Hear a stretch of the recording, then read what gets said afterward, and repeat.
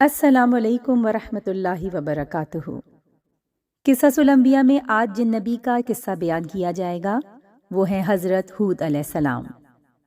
آپ قبیلہ عاد سے تعلق رکھتے تھے۔ یہ ایک عربی قبیلہ تھا جن کی رہائش عمان اور حضر موت کے درمیان ریت کے ٹیلوں والے علاقے احقاف میں تھی۔ یہ علاقہ سمندر کے کنارے پر واقع تھا جو شہر کے نام سے معروف تھا، اور ان کی وادی کا نام مغیث تھا۔ یہ لوگ زیادہ تر لمبے لمبے ستونوں والے خیموں میں رہتے تھے، جیسے کہ ارشاد باری تعالیٰ ہے، کیا تم نے جانا نہیں کہ تمہارے پروردگار نے عاد کے ساتھ کیا کیا جو ارم کہلاتے تھے؟ اتنے دراز قد کے تمام لوگ میں ایسے لوگ پیدا نہیں ہوئے تھے۔ کہتے ہیں سب سے پہلے حضرت ہود علیہ السلام نے عربی زبان میں کلام فرمایا۔ البتہ وہب بن منبع رحمۃ اللہ فرماتے ہیں کہ ہود علیہ السلام کے والد سب سے پہلے عربی بولنے والے تھے۔ بعض حضرات نے حضرت نوح علیہ السلام اور آدم علیہ السلام کا نام لیا ہے، کچھ دوسرے اقوال بھی ہیں، واللہ عالم۔ حضرت اسماعیل سے پہلے کے عرب باشندے عرب عاربہ خالص عرب کہلاتے تھے۔ ان میں بہت سے قبائل شامل ہیں، مثلاً عاد، سمود، جرہم، تسم، جدیس، امیم، مدین، بنو یقطن وغیرہ۔ حضرت ابراہیم علیہ السلام کے فرزند حضرت اسماعیل علیہ السلام کی اولاد عرب مستعربہ کہلائی۔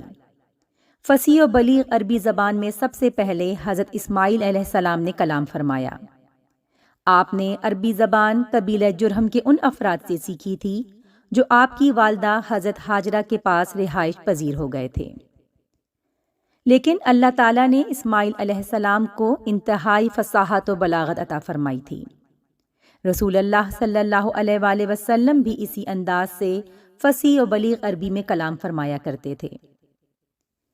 طوفان نوح کے بعد سب سے پہلے قوم عاد نے، جنہیں عاد اولیٰ بھی کہا جاتا ہے، بت پرستی اختیار کی۔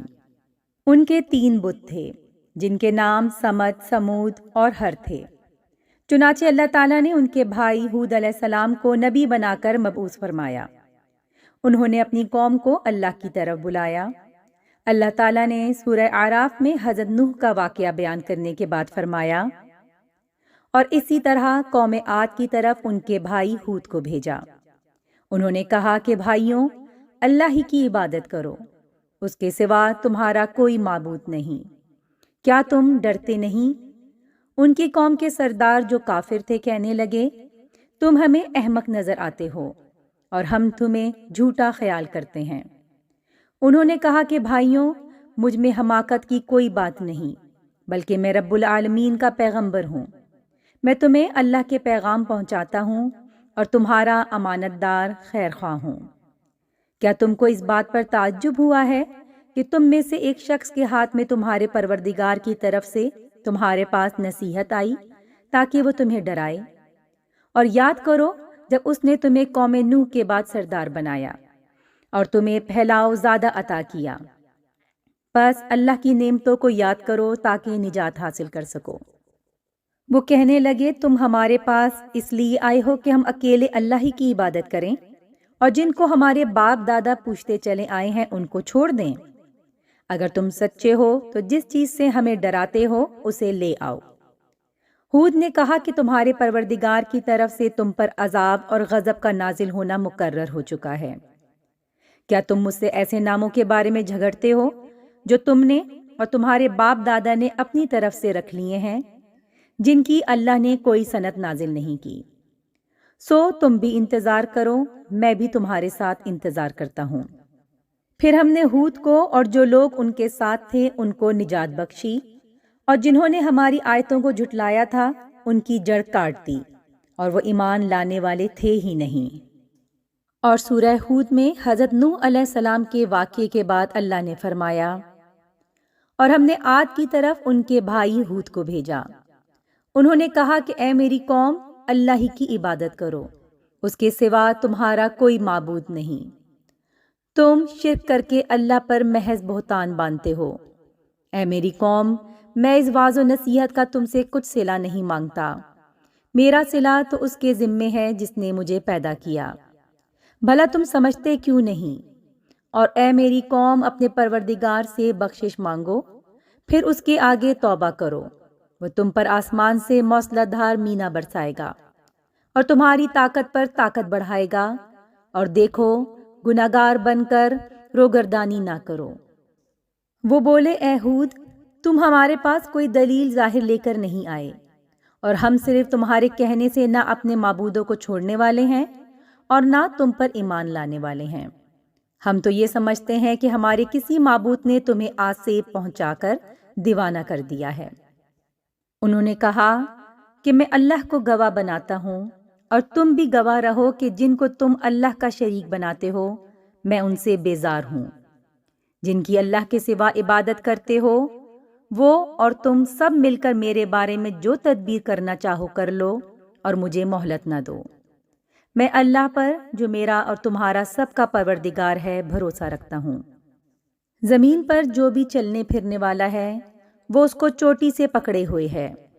بے شک میرا پروردگار سیدھے رستے پر ہے۔ اگر تم روگردانی کرو گے تو جو پیغام میرے ہاتھ تمہاری طرف بھیجا گیا ہے وہ میں نے تمہیں پہنچا دیا ہے، اور میرا پروردگار تمہاری جگہ اور لوگوں کو لا بسائے گا، اور تم اللہ کا کچھ بھی نقصان نہیں کر سکتے۔ میرا پروردگار تو ہر چیز پر نگہبان ہے۔ اور جب ہمارا حکم عذاب آ پہنچا تو ہم نے ہود کو اور جو لوگ ان کے ساتھ ایمان لائے تھے ان کو اپنی مہربانی سے بچا لیا اور انہیں عذاب شدید سے نجات دی۔ یہ وہی عاد ہیں جنہوں نے اللہ کی نشانیوں سے انکار کیا اور اس کے پیغمبروں کی نافرمانی کی، اور ہر متکبر اور سرکش کا کہا مانا، تو اس دنیا میں بھی لعنت ان کے پیچھے لگی رہی اور قیامت کے دن بھی لگی رہے گی۔ دیکھو عاد نے اپنے پروردگار سے کفر کیا، اور سن رکھو ہود کی قوم پر پھٹکار ہے۔ حضرت ہود نے قوم کو دعوت غور و فکر دی تو قوم مزید کفر و عناد میں دھنس گئی اور اپنے حق پر ہونے کے بھدے دلائل گھڑ لائی، اور انہوں نے آپ کی نبوت اور آخرت کا انکار کر دیا۔ سورہ مومنون میں نوح علیہ السلام کے واقعے کے بعد اللہ ارشاد فرماتے ہیں، پھر ان کے بعد ہم نے ایک اور جماعت پیدا کی اور انہی میں سے ان میں پیغمبر بھیجا، جس نے ان سے کہا کہ اللہ ہی کی عبادت کرو کہ اس کے سوا کوئی عبادت کے لائق نہیں۔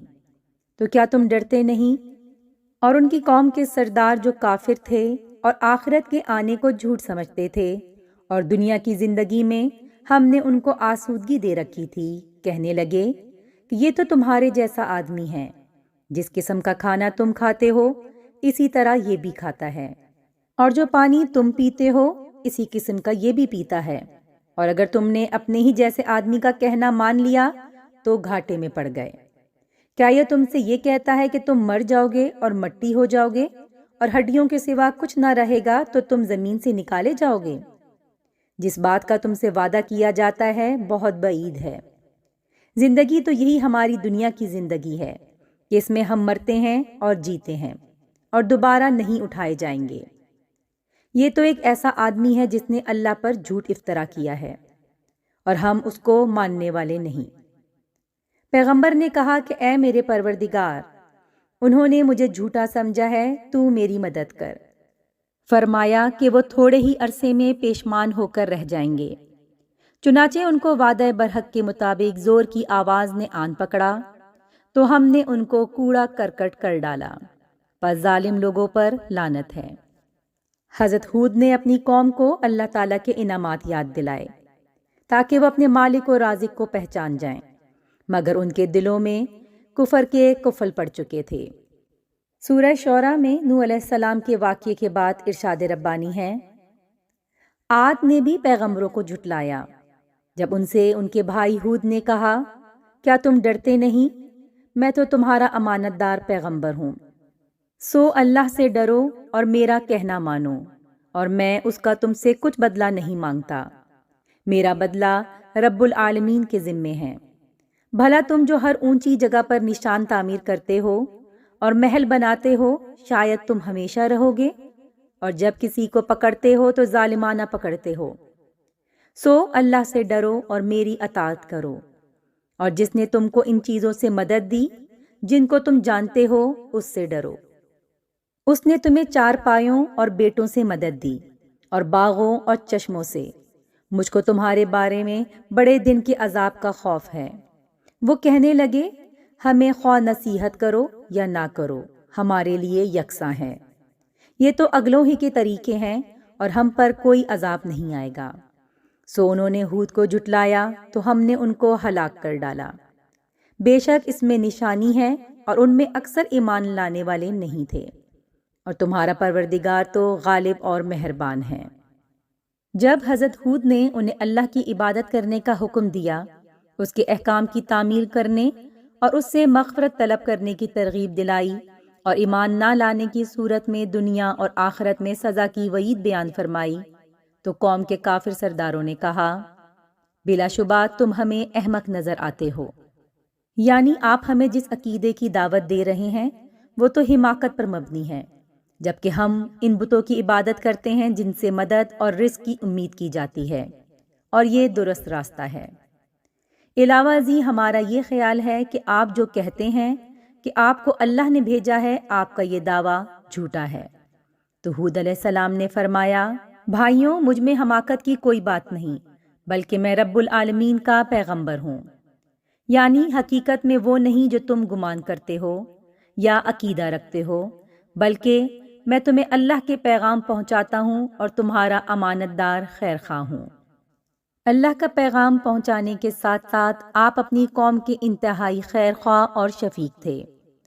آپ کی خواہش تھی کہ قوم کو ہدایت نصیب ہو جائے، اسی لیے وہ ان سے کسی اجرت یا معاوضے کا مطالبہ نہیں کرتے تھے، بلکہ خالصتاً اللہ کی رضا کے لیے اور مخلوق کی خیر خواہی کے جذبے سے انہیں اللہ کی طرف بلاتے تھے۔ انہیں اگر اجر و ثواب کی تمنا تھی تو صرف اس ذات سے جس نے انہیں منصب رسالت پر فائز کیا۔ اس لیے انہوں نے فرمایا، میری قوم، میں اس واعظ و نصیحت کا تم سے کچھ صلہ نہیں مانگتا، میرا صلہ تو اس کے ذمے ہے جس نے مجھے پیدا کیا، بھلا تم سمجھتے کیوں نہیں؟ یعنی کیا تمہارے پاس عقل نہیں جس سے تم یہ بات سمجھ سکو کہ میں تمہیں واضح حق کی طرف بلا رہا ہوں، جس کی گواہی تمہاری فطرت بھی دیتی ہے؟ یہ وہی سچا دین ہے جسے اللہ نے نوح علیہ السلام کو دے کر مبعوث فرمایا تھا، اور آخر کار ان کے مخالفین کو تباہ کر دیا تھا۔ بلکہ میں اسی اللہ سے اجر و ثواب کا طالب ہوں جو ہر قسم کے نفع اور نقصان کا مالک ہے۔ آپ کی قوم نے نہ صرف آپ کی نبوت کا انکار کیا بلکہ یوم آخرت کو بھی محض جھوٹ تصور کیا۔ اللہ تعالیٰ نے ان کے باطل قیاسات کو یوں بیان فرمایا، ان کی قوم کے سردار جو کافر تھے اور آخرت کے آنے کو جھوٹ سمجھتے تھے، اور دنیا کی زندگی میں ہم نے ان کو آسودگی دے رکھی تھی، کہنے لگے، یہ تو تمہارے جیسا آدمی ہے، جس قسم کا کھانا تم کھاتے ہو اسی طرح کا یہ بھی کھاتا ہے، اور جو پانی تم پیتے ہو اسی قسم کا یہ بھی پیتا ہے، اور اگر تم نے اپنے ہی جیسے آدمی کا کہا مان لیا تو گھاٹے میں پڑ جاؤ گے۔ کیا یہ تم سے یہ کہتا ہے کہ جب تم مر جاؤ گے اور مٹی ہو جاؤ گے، یعنی ہڈیوں کے سوا کچھ نہیں رہے گا، تو تم زمین سے نکالے جاؤ گے؟ وہ لوگ اس بات کو بعید از قیاس اور خلاف عقل تصور کرتے تھے کہ اللہ تعالیٰ کسی انسان کو رسول بنا کر مبعوث کر سکتا ہے۔ قدیم اور جدید دور کے اکثر جاہل کفار یہی شبہ پیش کرتے رہے ہیں، جیسے ارشاد باری تعالیٰ ہے، کیا لوگوں کو تعجب ہوا کہ ہم نے انہی میں سے ایک مرد کو حکم بھیجا کہ لوگوں کو ڈر سنا دے؟ اور اسی کی بابت مزید فرمایا، اور جب لوگوں کے پاس ہدایت آ گئی تو ان کو ایمان لانے سے اس کے سوا کوئی چیز مانے نہ ہوئی کہ کہنے لگے کہ کیا اللہ نے آدمی کو پیغمبر بنا کر بھیجا ہے؟ کہہ دو کہ اگر زمین میں فرشتے ہوتے، چلتے پھرتے اور آرام کرتے تو ہم ان کے پاس فرشتے کو پیغمبر بنا کر بھیجتے۔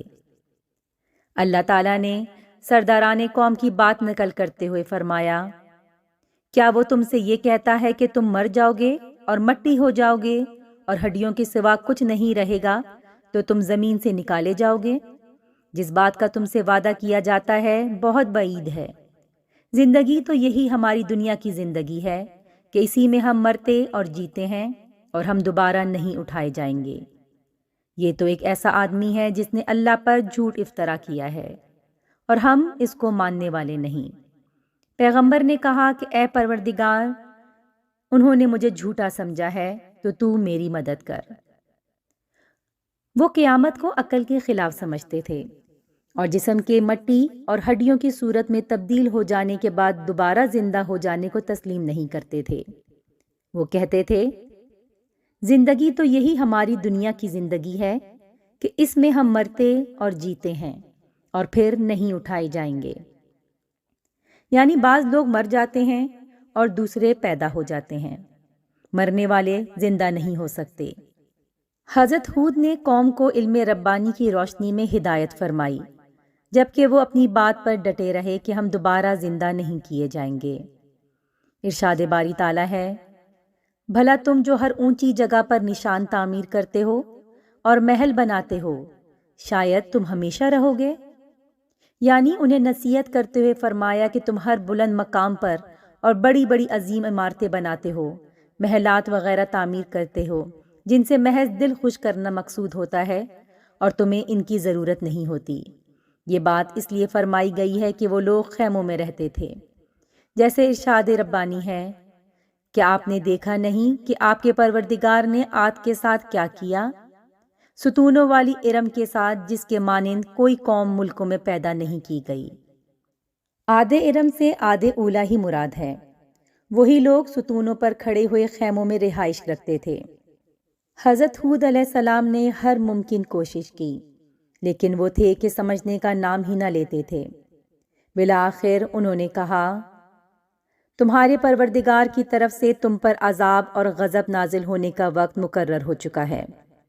کیا تم مجھ سے ایسے ناموں کے بارے میں جھگڑتے ہو جو تم نے اور تمہارے باپ دادا نے اپنی طرف سے رکھ لیے ہیں، جن کی اللہ نے کوئی صنعت نازل نہیں کی؟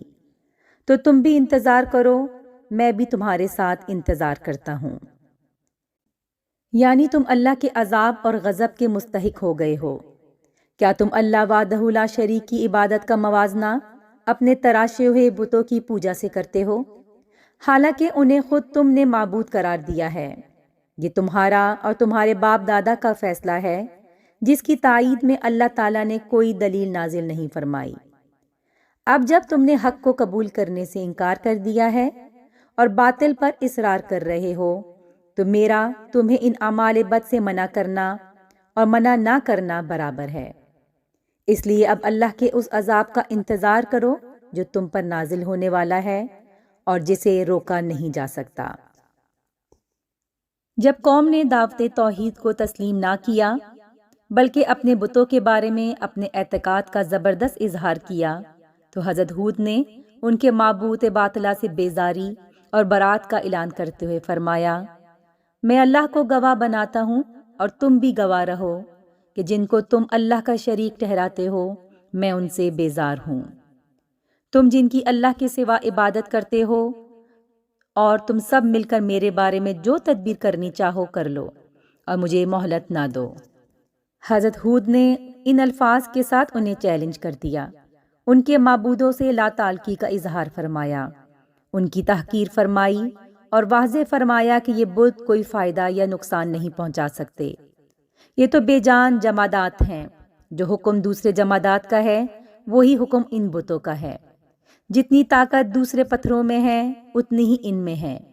اگر تمہارا خیال درست ہے کہ یہ کسی کی مدد کر سکتے ہیں یا نفع دے سکتے ہیں، تو میں اعلان کرتا ہوں کہ میں ان سے لا تعلق ہوں، ان پر لعنت بھیجتا ہوں۔ تم اپنے تمام وسائل اور پوری طاقت سے جو کچھ کر سکتے ہو، ان کا پروگرام طے کر کے کر ڈالو۔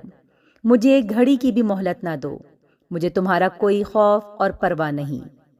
مزید فرمایا، میں اللہ پر جو میرا اور تمہارا سب کا پروردگار ہے بھروسہ رکھتا ہوں۔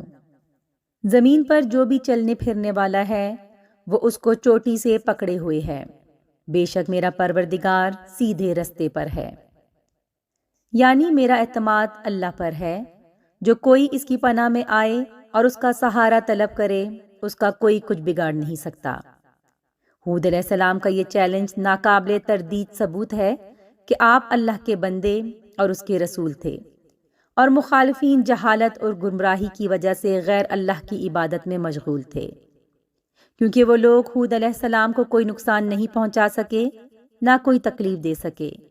اس سے ثابت ہو گیا کہ ہود علیہ السلام کا پیغام سچا تھا اور ان لوگوں کا عقیدہ باطل اور غلط تھا۔ اس سے پہلے نوح علیہ السلام نے بھی یہی دلیل پیش کی تھی اور فرمایا تھا، اے میری قوم، اگر تم کو میرا تم میں رہنا اور اللہ کی آیتوں سے نصیحت کرنا ناگوار ہو تو میں تو اللہ پر بھروسہ رکھتا ہوں۔ تم اپنے شریکوں کے ساتھ مل کر ایک کام جو میرے بارے میں کرنا چاہو مقرر کر لو، اور وہ تمہارے تمام جماعت کو معلوم ہو جائے اور کسی سے پوشیدہ نہ رہے، پھر وہ کام میرے حق میں کر گزرو اور مجھے مہلت نہ دو۔ حضرت ہود نے قوم کے خلاف اللہ تعالیٰ سے مدد کی درخواست کی، کیونکہ قوم نے آپ کی ہر نصیحت کو ماننے سے انکار کر دیا تھا اور آپ کو جھٹلا دیا تھا۔ چنانچہ آپ نے اللہ سے فریاد کی، اے پروردگار، انہوں نے مجھے جھوٹا سمجھا ہے، تو میری مدد کر۔ فرمایا کہ وہ تھوڑے ہی عرصے میں پشیمان ہو کر رہ جائیں گے۔ سو ان کو وعدہ برحق کے مطابق زور کی آواز نے آن پکڑا تو ہم نے ان کو کوڑا کر ڈالا، پس ظالم لوگوں پر لعنت ہے۔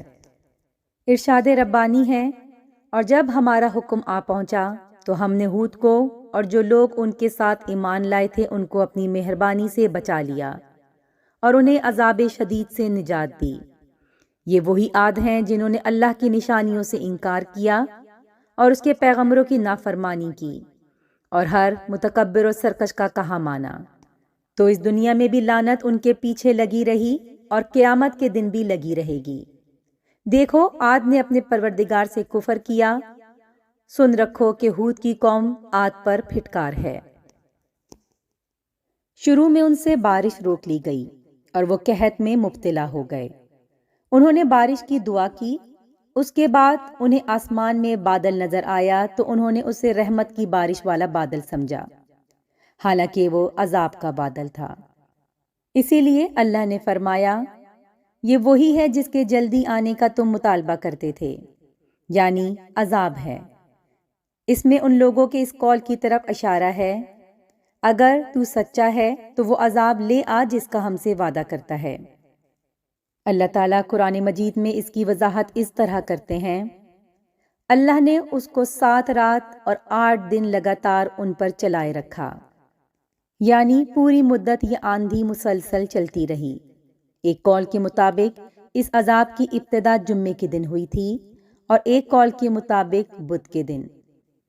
ہوا آدمی کو اٹھا کر اوپر لے جاتی تھی، پھر اسے سر کے بل پھینک دیتی تھی، جس سے سر پاش پاش ہو جاتا اور دھڑ باقی رہ جاتا، جیسے کھجور کا تنا جس کا پتوں اور پھلوں والا حصہ کاٹ دیا گیا ہو، وہ پڑا ہوتا تھا۔ چنانچہ اللہ تعالیٰ نے فرمایا، ہم نے ان پر سخت منحوس دن میں آندھی چلائی، وہ لوگوں کو اس طرح اکھیڑے ڈالتی تھی گویا اکھڑی ہوئی کھجوروں کے تنے ہوں، یعنی وہ دن ان کے لیے منحوس تھا جس کا عذاب ان پر ہمیشہ رہے گا۔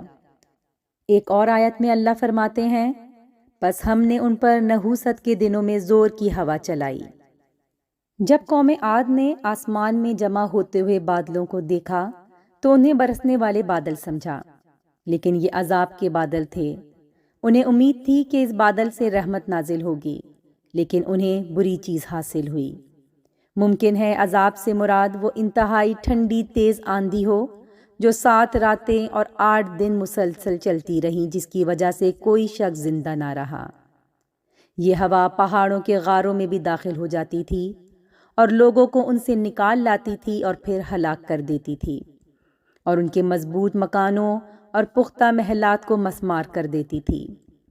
انہیں اپنی طاقت اور قوت پر فخر تھا، وہ کہتے تھے ہم سے زیادہ طاقتور کون ہے؟ اللہ نے ان پر وہ ہوا مسلط کر دی جو ان سے زیادہ طاقتور تھی۔ اللہ تعالیٰ سورہ قمر میں فرماتے ہیں، عاد نے بھی تکذیب کی تھی، سو دیکھ لو کہ میرا عذاب اور ڈرانا کیسا ہوا۔ ہم نے ان پر سخت منحوس دن میں آندھی چلائی، وہ لوگوں کو اس طرح اکھیڑے ڈالتی تھی گویا اکھڑی ہوئی کھجوروں کے تنے ہیں۔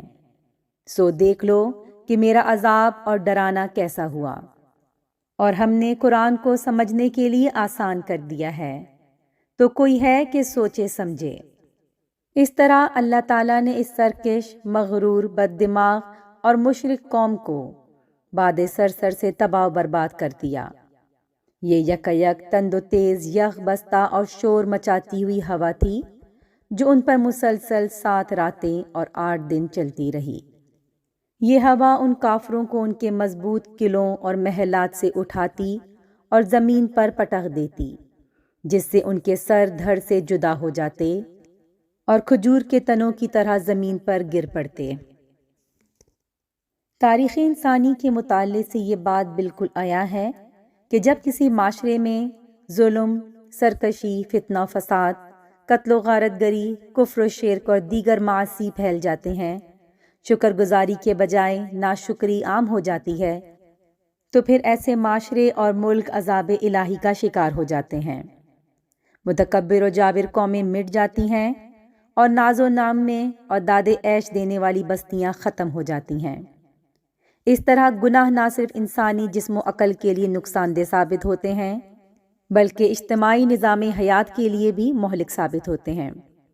لیکن اگر قومیں توبہ استغفار کے ذریعے اپنے گناہوں سے رجوع کر لیں، اپنے رب کی شکر گزار بن جائیں، تو پروردگار عالم نہ صرف ان کی نعمتوں میں اضافہ فرما دیتا ہے بلکہ ان قوموں کو طویل عرصے تک نعمتوں سے مستفید ہونے کا موقع دیتا ہے۔ حضرت ہود علیہ السلام بھی اپنی قوم کو اسی حقیقت سے روشناس کراتے ہوئے فرماتے ہیں، اے میری قوم کے لوگوں، تم اپنے پالنے والے سے اپنی تقصیروں کی معافی طلب کرو اور اس کی جناب میں توبہ کرو تاکہ وہ برسنے والے بادل تم پر بھیج دے اور تمہاری قوت پر اور قوت بڑھا دے اور تم گناہگار ہو کر روگردانی نہ کرو۔ توبہ استغفار، گناہوں کی معافی، رزق میں ترقی اور قرب الہی کے حصول کا اہم ذریعہ ہے۔ توبہ کی طرف وہی شخص متوجہ ہوتا ہے جو اللہ تعالیٰ سے ڈرتا ہے، اور جو شخص اللہ سے ڈرتا ہے اللہ اسے ہر قسم کے غم سے بے پرواہ کر دیتا ہے، جیسے کہ ارشاد ربانی ہے، اور جو شخص اللہ سے ڈرتا ہے اللہ اس کے نکلنے کے لیے راستہ بنا دیتا ہے اور ایسی جگہ سے روزی دیتا ہے جہاں سے اسے گمان بھی نہیں ہوتا۔ امید کرتی ہوں آج کی ویڈیو آپ کو پسند آئی ہوگی۔ نیکسٹ ویڈیو میں انشاءاللہ پھر ملاقات ہوتی ہے، جب تک کے لیے اللہ حافظ۔